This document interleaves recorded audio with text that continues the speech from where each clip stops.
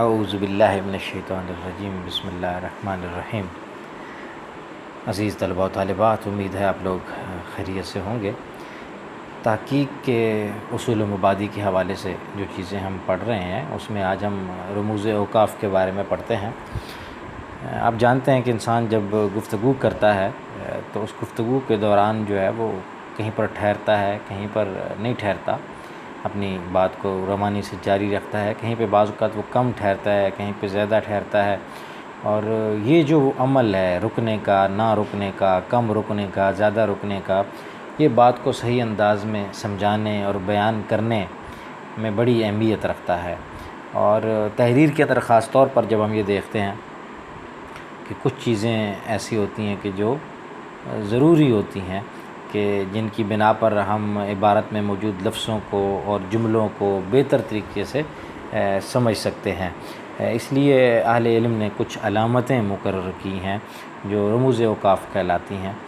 اور کتب کے اندر اس حوالے سے خاص طور پر جو اردو میں دیکھتے ہیں تو اردو کی کتب کے اندر جو زبان کے قواعد کے حوالے سے ہیں ان کے اندر یہ چیز بڑی تفصیل سے بیان کی جاتی ہے۔ مثلا آپ دیکھیں نا کہ جو ایک جملہ عام طور پر مثال کے طور پر ذکر کیا جاتا ہے کہ روکو اور آگے کاما اور مت جانے دو، ٹھیک ہے۔ اگر روکو کے بعد کاما لگائیں، ایک جملہ ہے کہ روکو مت جانے دو، اب روکو کے بعد اگر آپ کاما لگا دیں اور پھر اس کو پڑھیں تو روکو اور مت جانے دو، ٹھیک ہے۔ اور اب اگر آپ روکو مت کے بعد کاما لگا دیں تو روکو مت جانے دو، مفہوم بدل جائے گا، ٹھیک ہے۔ تو یہ جو علامت ہے، یہ علامتیں جو ہیں وہ کسی جملے کی تفہیم میں، کسی بات کو بیان کرنے میں بڑی بنیادی اہمیت رکھتی ہیں۔ مولانا عبدالحق، مولوی عبدالحق جو اردو کے بابا اردو کہلاتے ہیں، وہ یہ کہتے ہیں کہ اوقاف یا وقفے ان علامتوں کو کہتے ہیں جو ایک جملے کو دوسرے جملے سے یا کسی جملے کے ایک حصے کو دوسرے حصے سے علیحدہ کرتے ہیں۔ تو یہ اردو زبان میں کیوں بھی اور دیگر دنیا کی زبانوں کے اندر بھی، مثلا آپ انگریزی میں دیکھتے ہیں کہ جو اصطلاحات استعمال ہوتی ہیں، جو کاما کی اصطلاح ہے، کالن کی، سیمی کالن کی، ٹھیک ہے، فل سٹاپ ہے، ہائفن ہے، ڈیش ہے، کوٹیشن ہے، انڈر لائن ہے، تو یہ مختلف جو علامتیں ہیں یہ استعمال ہوتی ہیں، اور ان کا جاننا اور ان کا استعمال جاننا یہ بڑا ضروری ہے۔ افسوس کہ جو طالب علم ہیں وہ اس حوالے سے بہت زیادہ تساہل سے کام لیتے ہیں، اپنی تحریر کے اندر بھی ان چیزوں کو مد نظر نہیں رکھتے، اور جس کی وجہ سے وہ بہتر تحریر لکھ نہیں پاتے، اپنی بات کو بہتر انداز سے جو ہے وہ تحریری صورت میں سامنے نہیں لا سکتے۔ تو بڑا ضروری ہے کہ اس حوالے سے ان قواعد کو اور ان ضوابط کو مد نظر رکھنا چاہیے۔ رموز اوقاف کے ذریعے آپ دیکھتے ہیں کہ جو ہے وہ مطلب جملے کا بڑی آسانی سے انسان سمجھ سکتا ہے، اس سے جملوں کی بھی تقسیم ہوتی ہے، اور صحیح مضمون اور صحیح مفہوم جو ہے وہ انسان کے سامنے آتا ہے۔ اسی طریقے سے جو کسی کی بات کے اندر جو سٹریس ہے یا اس کے اندر جو اتار چڑھاؤ ہے وہ بھی انسان بہتر طریقے سے جو ہے وہ سمجھ سکتا ہے۔ تو یہ جو رموز اوقاف ہیں یہ بڑی معنویت کے حامل ہیں کہ ہم ان کو مد نظر رکھیں، اس لیے کہ ان کے بغیر نہ تو زبان بامعنی ہو سکتی ہے، نہ جملوں میں سلاست، سادگی اور حسن پیدا ہو سکتا ہے، نہ ان کو پڑھنے میں سہولت میسر آ سکتی ہے۔ تو یہ بڑا ضروری ہے کہ ان کو مد نظر رکھا جائے۔ ایک ایک چیز، ایک ایک، حتیٰ کہ ایک سکتہ جو ہے، ایک سکتے کی علامت جیسے ہم استعمال کرتے ہیں، تو اس کا غلط استعمال یا اس کا عدم استعمال جو ہے وہ کسی قانون کو، ایکٹ کو یا رول کو، اس کے مفہوم کو بدل سکتا ہے۔ اگر آپ قانون کی کتب دیکھیں تو اس کے اندر بڑی چیزیں جو ہے وہ اس انداز سے ملحوظ خاطر رکھی جاتی ہیں تاکہ بات جو ہے وہ صحیح پہنچے اور صحیح سمجھی جائے، ٹھیک ہے۔ تو رموز اوقاف اور ان کے استعمال کے حوالے سے ہم دیکھتے ہیں، مثلا فل سٹاپ ہے، یہ وہ علامت ہے جسے عام طور پر ہم ڈیش اور انگریزی میں فل سٹاپ کہتے ہیں، اردو میں چھوٹی سی ڈیش سی ہوتی ہے۔ تو یہ بھرپور ٹھہراؤ کی علامت ہے کہ یہاں پر جو ہے وہ ٹھہرنا ہے، تو جب کوئی مفرد جملہ چھوٹا ہو تو اس کے آخر میں یہ علامت استعمال ہوتی ہے. مثلا ہم کہتے ہیں کہ زندگی کوئی حالت تکلیف سے خالی نہیں، جملہ مکمل ہو گیا، اس کے آگے جو ہے وہ ایک ڈیش. اسی طریقے سے اللہ تعالیٰ ایک ہے، ٹھیک ہے، تو اس کے آگے وہ ڈیش. اسی طریقے سے جب کوئی فقرہ ترتیب معانی میں پورا ہو جائے تو وہاں یہ علامت استعمال ہوتی ہے. جیسے نا امیدی سے اور آزمائش میں پڑھنے سے ہمارے دلوں کا جوش کم ہو جاتا ہے، ٹھیک ہے. اسی طریقے سے جب کسی اقتباس کو پیش کر کے اس کا حوالہ دیا جائے تو حوالہ نمبر کے آخر میں یہ اصطلاح استعمال ہوتی ہے فل سٹاپ کی. اس کے بعد جو ہے وہ سکتہ، جیسے میں پہلے ذکر کر رہا تھا، کاما جسے ہم انگریزی میں کہتے ہیں تو اردو میں سے سکتہ کہتے ہیں. یہ سب سے چھوٹے ٹھہراؤ کی علامت ہے اور کثرت کے ساتھ استعمال ہوتی ہے، لیکن افسوس کہ عام طور پر آپ دیکھتے ہیں کہ لوگ اس کو نہیں استعمال کر رہے ہوتے تحریر کے اندر. تو اس علامت کا فائدہ یہ ہے کہ عبارت کے ٹکڑے ایک دوسرے سے اس طرح مل نہیں پاتے کہ مطلب جو ہے وہ خبط ہو جائے یا مطلب گڑمڑ ہو جائے یا مکس ہو جائے، ٹھیک ہے. تو دو یا زیادہ ایک ہی قسم کے کلمے ایک ساتھ آئیں تو ایسی صورت میں عام طور پر یہ ہوتا ہے کہ پہلے ایک یا دو لفظوں کے بیچ میں کاما آتا ہے اور آخری لفظ سے پہلے اور آتا ہے. جیسے یہ کتاب مفید، کاما نصیحت آموز اور آسان ہے، ٹھیک ہے. اسلام آباد راولپنڈی، اسلام آباد کاما راولپنڈی کاما لاہور اور کراچی میں بھی اسلامی کتب مل جاتی ہیں. وہ تو بہت سمجھدار کاما ذہین اور بااخلاق ہے، ٹھیک ہے. اسی طریقے سے ندائیہ لفظوں اور جملوں کے بعد، جیسے اب تقریر کے اندر ہم دیکھتے ہیں کہ تقریر کرنے والا کہتا ہے جناب صدر، اس کے بعد وہ کاما خواتین و حضرات، اے ماؤں بہنوں بیٹیوں، ٹھیک ہے، میرے بھائی میری بات سن. تو مختلف ٹکڑوں کے بیچ میں صبح ہو کے شام کاما اللہ کو یاد کرنا چاہیے. آندھی ہو کے پانی، روشنی ہو یا اندھیرا، تو آندھی ہو کے پانی کے بعد کاما، روشنی ہو یا اندھیرا کے بعد کاما، تنہائی ہو یا محفل کے بعد کاما. کسی بھی حالت میں اخلاق اور سچائی کا دامن ہاتھ سے نہیں چھوڑنا چاہیے. تو یہ اس کے مختلف آپ دیکھتے ہیں کہ استعمالات ہیں. اور بھی اس حوالے سے اگر آپ کتب کے اندر پڑھیں گے، تحقیقی کتب کے اندر، تو اس حوالے سے بڑی اور بھی مثالیں آپ کو ملیں گی. اسی طریقے سے سیمی کولن ہے، ٹھیک ہے، اوپر جو ہے وہ مڑا ہوا کاما ہے اور نیچے اس کے ایک ڈاٹس ہے جسے ہم اردو میں وقفہ کہتے ہیں. تو اس علامت کے ذریعے فقرے کو دو یا زیادہ حصوں میں تقسیم کیا جاتا ہے. اس کے استعمال کے کئی مواقع ہیں. مثلا جب کئی لفظوں کے بیچ میں کاما ہو تو اکثر ایسا ہوتا ہے کہ آخری ٹکڑے سے پہلے طویل وقفے کا محل ہوتا ہے. ایسے موقعوں پر آخری ٹکڑے کے بعد وقفہ لانا چاہیے، جیسے سچائی کاما خلوص کاما ایمانداری، اور اس کے بعد جو ہے وہ یہ وقفہ یا سیمی کولن. اس سب کی ضرورت ان کو نہیں، ٹھیک ہے. اسلام آباد کاما لاہور کاما کراچی سیمی کولن، ان سب شہروں میں یونیورسٹیاں موجود ہیں، ٹھیک ہے. تو اس کی مثالیں بھی آپ کتب کے اندر جو ہے وہ دیکھ لیں گے. اسی طریقے سے جب کسی فقرے کا جز اپنی ترکیب اور اپنا معنی بتانے میں پورا ہو مگر اس کے بعد کا جملہ بیانیہ ہو تو ایسی جگہ پہ علامت وقفہ لگانا ضروری ہوتا ہے. مثلا غور کرنے کی عادت ڈالو، ٹھیک ہے، اس کے بعد یہ وقفہ سیمی کولن کہ اس سے زیادہ عمدہ کوئی تعلیم نہیں، ٹھیک ہے.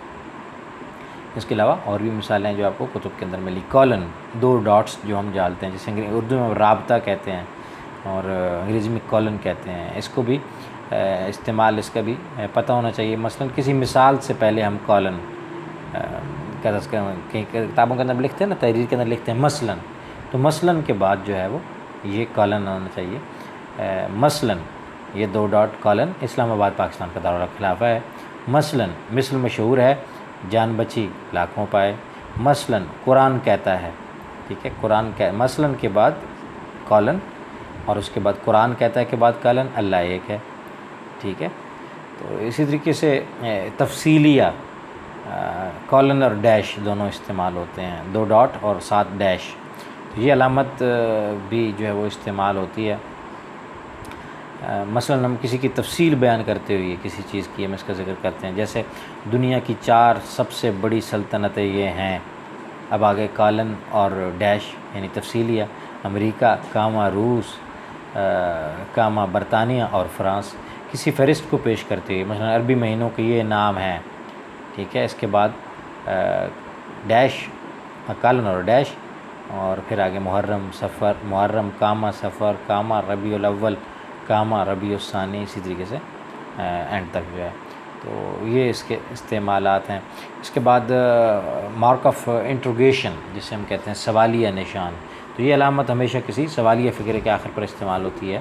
مثلا کیا بات ہے، تو اس کے بعد یہ نشان استعمال ہوگا. تم کہاں سے آ رہے ہو، اس کے بعد اس کا مطلب کیا ہے، اس لفظ کا مطلب کیا ہے. ٹھیک ہے، تو سائن آف انٹروگیشن استعمال ہوتا ہے. مارک آف ایکسکلمیشن یعنی فجائیہ یا ندائیہ.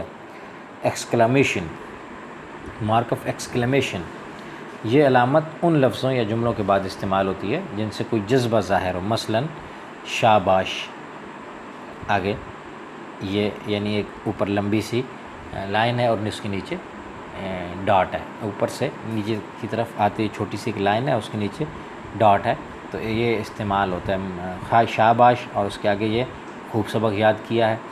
اسی طریقے سے جذبے کی شدت کی مناسبت سے بھی یہ علامتیں لگائی جاتی ہیں. جیسے معاذ اللہ کے بعد یہ بس صاحب، اس کے بعد فجائیہ، یہ سائن جو ہے یہ استعمال کیا جائے. تو ندائیہ بھی یعنی پکارنے کے لیے، محبت، حقارت اور تعظیم کے اظہار کے لیے. مثلا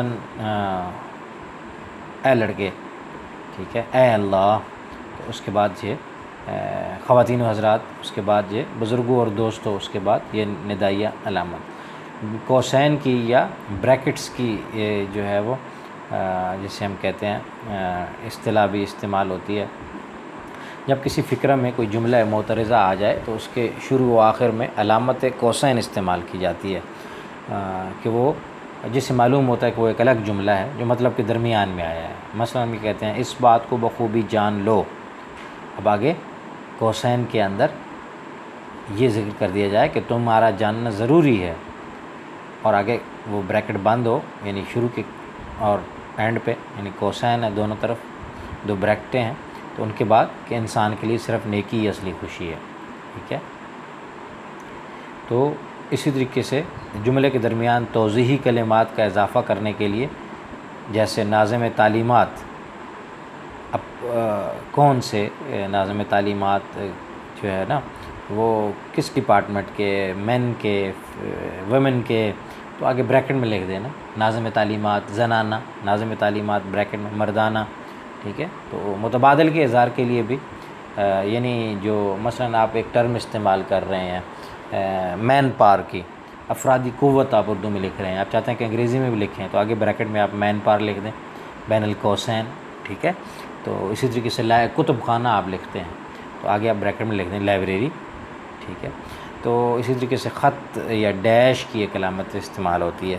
تو جب یک جملہ جو ہے یک ختم ہو جائے اور کچھ چھوٹ جائے، مثلا سب استاد کہتے تھے کہ احمد بڑا لڑکا ہے. ٹھیک ہے، تو مگر اب پتہ چلا کہ خالی شہرت ہے. اب اس میں جو ہے وہ احمد بڑا اور اس کے بعد ڈیش لڑکا ہے. توضیحی لفظ یا فجائیہ کلمے کے آخر، شروع اور آخر میں، جیسے گھر میں ڈیش، نہ صرف میں بلکہ سارا خاندان ڈیش اکبر کا مداح ہے. کبھی اس کا استعمال جو ہے اس علامت کا بعد از کنایہ کسی محذوف لفظ کے ساتھ ہوتا ہے. مثلا میں جاتا تھا کہ ڈیش مجھ سے ملا. اسی طریقے سے انورٹڈ کاماز واوین کی ٹرم یا اصطلاح ہے، یہ استعمال ہوتی ہے جب کوئی اقتباس دیا جاتا ہے یا کسی کا قول اس کے لفظوں میں نقل کیا جاتا ہے تو اس کے ابتدا اور آخر میں یہ علامتیں استعمال ہوتی ہیں. مثلا نبی اکرم صلی اللہ علیہ وسلم نے فرمایا، آگے آپ کالن ڈالیں گے اور اس کے بعد جو ہے وہ اعمال کا دار و مدار نیتوں پر ہے. اس کو انورٹڈ کاماز میں بین الواوین لکھ دیں. اسی طریقے سے مثلا کہتے ہیں کہ طالب علم نے کہا، کالن آگے میں ضرور امتحان میں پاس ہو جاؤں گا، تو اس کو آپ انورٹڈ کاماز میں جو ہے وہ ذکر کر دیں. ہائفن استعمال ہوتا ہے، اور جسے چھوٹا خط بھی کہا جاتا ہے، زنجیرہ اردو میں کہتے ہیں. چھوٹے چھوٹے ڈاٹس ہوتے ہیں، آپ نے دیکھے ہوتے ہیں تحریروں کے اندر، تو ڈال دیے جاتے ہیں. ٹھیک ہے، تو یہ بھی اس میں استعمال ہوتے ہیں. اسی طریقے سے یعنی نقطے ڈاٹس بھی استعمال ہوتے ہیں تحریر کے اندر. ایک ابلیغ کی اصطلاح ٹرم استعمال ہوتی ہے, ایک ڈیش سی تھوڑی ٹیڑھی سی ترچھا خط جسے کہتے ہیں, تو یہ عام طور پر استعمال ہو رہا ہوتا ہے. آپ دیکھتے ہیں کئی جگہوں پہ لکھا ہوتا ہے مثلا مرد اور وہ ترچھا خط اور پھر عورت, یعنی مرد یا عورت, ٹھیک ہے. اسی طریقے سے آپ دیکھتے ہیں ایفیڈیوٹ کے اندر یا بعض تحریروں کے اندر لکھا ہوتا ہے مسمی اور مسمات, ٹھیک ہے, بن اور بنت, ٹھیک ہے, طالب علم اور طالبہ, ٹھیک ہے. تو یہ درمیان میں اس کے جو ایک ترچھا خط لگاتے ہیں, تو یہ بھی تحریروں کے اندر استعمال ہونے والی دفتری جو خطوط یا مراسلت ہوتی ہے اس میں حوالہ نمبر میں بھی ترچھے خط سے کام لیا جاتا ہے. جیسے آپ دیکھتے ہیں کہ نمبر لگا دیا جاتا ہے اور آگے جو ہے وہ ڈیش اور پھر آگے جو ہے تاریخ اس کی جو ہے وہ ذکر کر دی جاتی ہے. رموز اوقاف جو ہے جہاں ان کا استعمال ضروری ہو وہاں ان کا استعمال کیا جائے تو یقیناً تحریر جو ہے وہ ابہام سے خالی ہوگی اور اس کا سمجھنا ایزی ہوگا. تو ان کے غلط استعمال سے اجتناب برتا جائے, کہ غلط استعمال سے جو ہے نا وہ میننگز بدل جاتے ہیں, مطلب بدل جاتا ہے. جیسے میں نے ذکر کیا تھا کہ ہم عام طور پر ایک مثال دی جاتی ہے کہ روکو مت, اور آگے آپ کامہ لگا دیں اور کہیں جانے دو, تو مطلب یہ ہے کہ مت روکو, اسے جانے دو. لیکن اگر آپ روکو کے بعد کامہ لگائیں اور مت جانے دو تو پھر مفہوم بدل جائے گا. تو ایک سکتہ, ایک کامہ, ایک فل سٹاپ, ایک ڈیش, ایک جو حرکت ہے اس طرح کی, تو وہ جو ہے وہ میننگز یا مفہوم بدل دے. رموز اوقاف کی تحریر کے اندر بڑی اہمیت ہے اور بڑا ضروری ہے کہ اس کو دیکھا جائے, اسے مد نظر رکھا جائے اپنی تحریر کے اندر جو ہے وہ خاص طور پر. تو اصول تحقیق کی جو کتب ہیں ان کے اندر بھی اس کو بیان کیا گیا ہے. خالق داد صاحب نے بھی بڑے اچھے انداز سے بیان کیا ہے, اور عبدالحمید عباسی صاحب نے بھی اپنے ہاں مثالوں کے ساتھ اس چیز کو سمجھایا ہے. تو عبدالحمید عباسی صاحب کی کتاب سے دیکھ لیں, اس طریقے سے خالق داد صاحب کی کتاب سے دیکھ لیں, یہ علامات آپ کو پتہ ہونی چاہیے اور کہ بھئی یہ علامات ہیں اور یہ کس طریقے سے میننگز یا مفہوم کو بدل دیتی ہیں, یا ان کا استعمال جو ہے وہ کتنا ضروری ہے تحریر کے اندر کہ جس سے کسی بات کا سمجھنا جو ہے وہ آسان ہو جاتا ہے. تو اس حصے کو یا کورس کے اس پہلو کو بھی آپ دیکھیں تاکہ آپ لوگ رموز اوقاف کے حوالے سے بہتر طریقے سے جان سکیں. قرآن عظیم کی تلاوت کے حوالے سے بھی کچھ رموز ہیں جو استعمال ہوتے ہیں, اور وہ قرآن عظیم کے آخر کے حصے میں عام طور پر جو ہے وہ چھاپ دیے جاتے ہیں, بتا دیے جاتے ہیں کہ جن کو مد نظر رکھا جائے جب قرآن عظیم کو پڑھا جائے. اسی طریقے سے اردو زبان کے اندر بھی جب آپ لکھیں گے تحریر کے حوالے سے کچھ اصولی چیزیں ہیں کہ جن کا جاننا ضروری ہے اور جن کے صحیح استعمال سے آپ صحیح مفہوم تک پہنچ سکتے ہیں. تو آپ لوگوں نے اصول تحقیق کی کتب سے اس حصے کو یا اس چیز کو, اس بحث کو پڑھ لینا ہے تاکہ آپ لوگ بہتر طریقے سے اس کو انڈرسٹینڈ کر سکیں, اور جب آپ لکھیں تحریر کی طرف جائیں تو بہت ساری چیزیں آپ کے لیے پہلے سے واضح ہوں اور آپ بہتر طریقے سے اس کو سمجھ سکیں.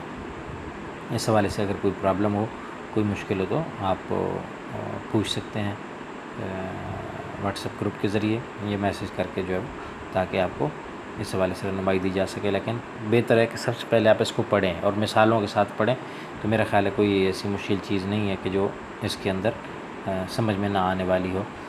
لیکن اگر پھر بھی کوئی اشکال ہو یا کوئی سوال ہو اس حوالے سے تو وہ آپ گروپ کے اندر کر سکتے ہیں.